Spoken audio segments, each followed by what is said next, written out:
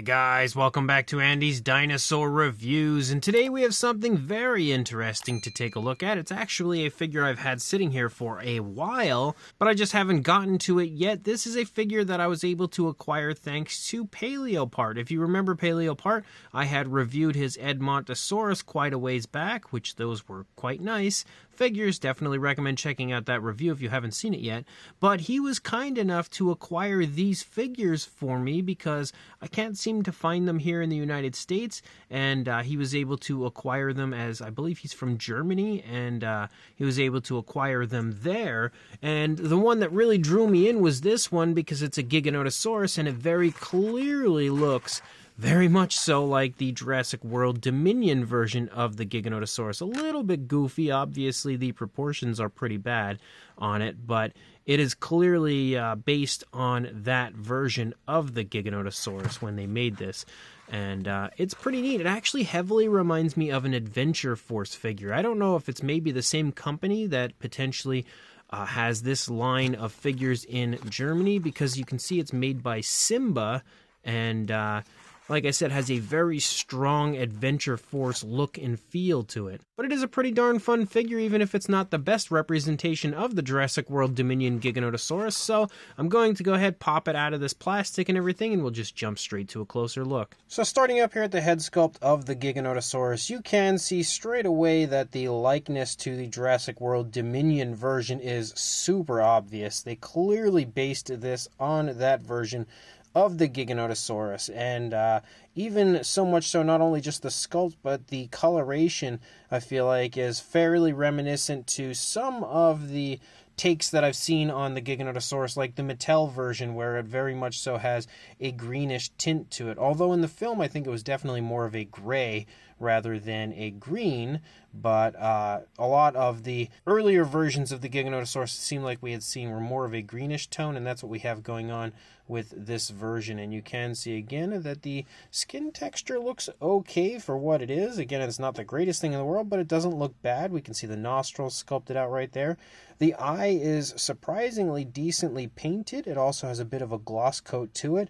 You can see some very dark tones. Looks like a black kind of running down here, running up and over the eye, down here toward the palate. So a little variation of color here for the face. There's also a very nice dark wash that has been applied to the figure, making a lot of the detail pop. We have an articulated jaw for the Giganotosaurus. You can see the teeth on the inside of the mouth don't really look that great. They definitely have a very Adventure Force sort of a look, or even almost a Schleich kind of a look, where they just are like very badly formed and very sloppily painted.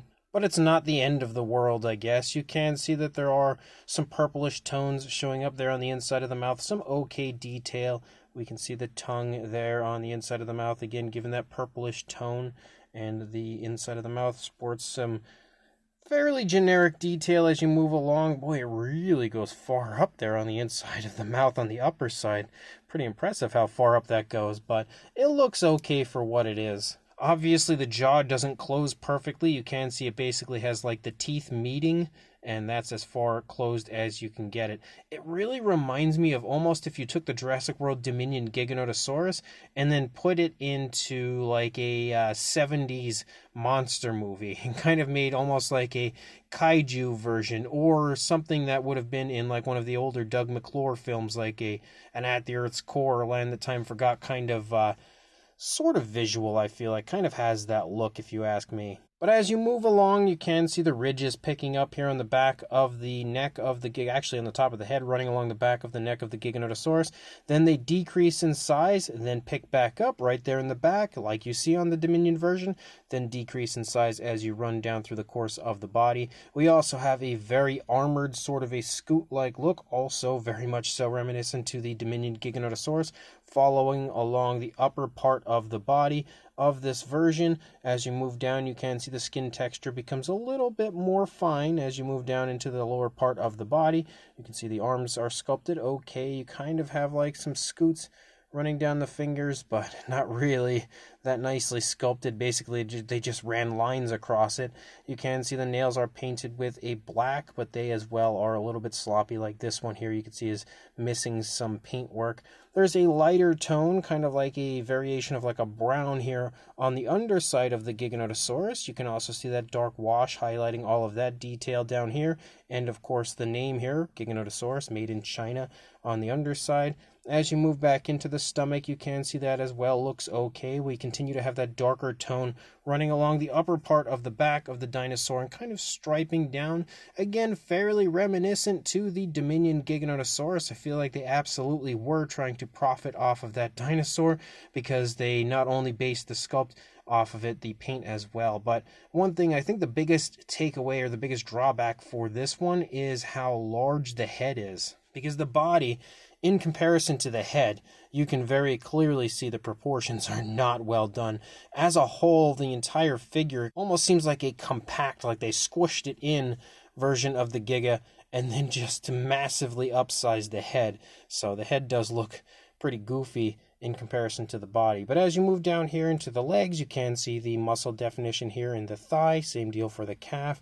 You've got the knee right there, as well as, again, that dark wash, which is present through the entire figure. Feet look pretty nice. Again, you've got some scoots running down the toes. You've got a black for the nails. Definitely has a little bit of a glossy black look. There are dew claws sculpted out, but the paintwork is kind of there, but it's not well done. You can see it right here, but then as you move it over here, you don't really see any of the actual black on it, so a little bit of sloppiness as far as that goes. As you move out here into the tail, though, you can see the tail looks all right. It's got a little slight curve as you lead out there toward the end of the tail, and a pretty smooth transition from the upper side down here to the underside when it comes to that lighter tone. We also see that lighter tone on the underside of the feet. Another thing that's pretty cool about the figure is it does have articulated legs, which is pretty neat. Again, definitely adding some playability to the figure, and this as well is something that is very Adventure Force-like, if you ask me. That tail, or I mean that leg can actually go really far back. That's as far forward, though, as it can go. But Adventure Force usually does something similar like this with their larger dinosaurs that are the same style. They even have the same material. It feels like it's the same material as the Adventure Force line, but obviously these are a lot smaller. I would love to see these released in the larger versions of Adventure Force here. If in fact they are the same company creating these, that would definitely be very, very cool. But you usually see with the larger Adventure Force dinosaurs an articulated jaw or something like that, as well as either arms or legs or something that moves, and that's exactly what you see on this Giganotosaurus. But again, you can see that everything on this side looks pretty much the same. The head is kind of straight forward here, so you're not going to have much of a turn in the neck or anything. The arms are almost in the same position, and then as you lead down, the only real difference would be the positioning for the legs. You can see a little bit more of the stomach, it feels like, over here compared to what we saw on the initial side. And then, of course, you lead out. The tail does curve away from us, but it is a pretty cool figure. Again, it's definitely not the best version of a Dominion Giganotosaurus out there, but it's still a pretty fun figure, if you ask me. One slight downside for the figure, I will say it doesn't stand too well. I mean, it can stand, but it feels like it's a little, obviously you can see it wobbling. It's definitely a bit wobbly, and it's a little prone to falling over, but luckily it's not a huge figure. It's also not very heavy, so when it does fall, it doesn't cause any damage, or at least it hasn't on mine. We'll measure it in this direction, because then we can get to that curve in the tail. So lengthwise, you were looking at about 7 inches, maybe a hair over, or right around 18 centimeters, and height-wise, I would say almost 4 inches or 10 centimeters on the dot. For a size comparison, there is Mr. Papo T-Rex, the Attack Pack Colovosaurus, Robert Muldoon, and the Collect A Human Being next to our Giganotosaurus, and you can see it absolutely has a smaller size to it. So, if you are looking for a very nice, big, bulky version of the Dominion Giganotosaurus, you absolutely need to look elsewhere, but if you're looking for a more compact-sized version, this one might be your guy.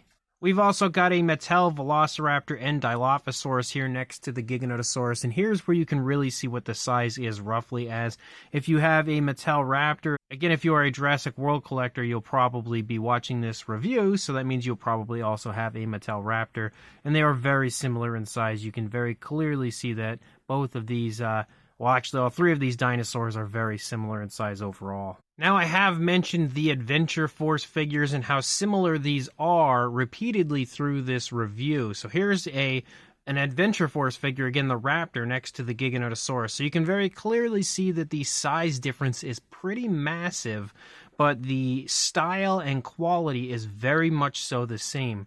So again, this is what leads me to believe that maybe these are the same company or they're related somehow. I'm not too sure, but if in fact they are, again, if my suspicions are true, I would absolutely love to see this Giganotosaurus appear in this line of Adventure Force figures at Walmart. I think it would be really cool to have a larger version of this Giganotosaurus. I wish they could kind of iron out the proportions a little better, but it is still a really neat looking figure, and if it were larger like this, I feel like it could be extremely cool. So this Simba version of the Jurassic World Dominion Giganotosaurus, although not an official Jurassic World Dominion Giganotosaurus figure, is actually pretty fun. It's definitely not an amazing figure. It's not a highly accurate Giganotosaurus. It's also not a highly screen accurate Dominion style Giganotosaurus, but it is a pretty fun smaller figure, clearly based on the Jurassic World Dominion version,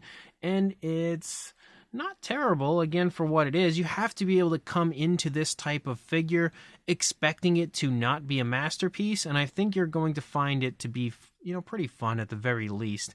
It does have some pretty wonky proportions overall, which I'm not a fan of, and the fact that the head is so huge does give it a bit of a goofy look, but the fine detail is actually fairly well done for what it is. It's not amazing, but it's not terrible. The paintwork as well is, for the most part, smooth, natural, and the fact that they've applied a dark wash ties it all together quite nicely. So the paintwork is not bad, except for the teeth. The teeth are pretty bad when it comes to the paintwork, but everywhere else I think looks okay. The mouth area in general is probably, next to the size of the head, the worst part of the figure, because the teeth look so ugly sculpt-wise, and they don't look great paint-wise, but it's not something that's unexpected. That's also very similar to the Adventure Force figures, again, with the kind of sloppy painted and kind of ugly looking teeth. But it does sport articulation as well in the jaw and legs, and they work all right, not amazing, but they work okay for what they are. So it's definitely not any type of an award-winning figure, but it's also an okay collectible, I guess. If you are interested, I'm not entirely sure where I can link you guys to, because they are, again, from Germany, so they're not very easy to find. Again, I had to have Paleo Park pick them up for me, but I will try to find somewhere to link you guys to, even if it is a German website where maybe you can contact them and see if they ship to the United States. Sometimes those websites do. So one way or another, if you can get a hold of it, I think it's pretty fun. So make sure you do, of course, and also like, comment, and subscribe, and I will see you in the next review. Thanks for watching.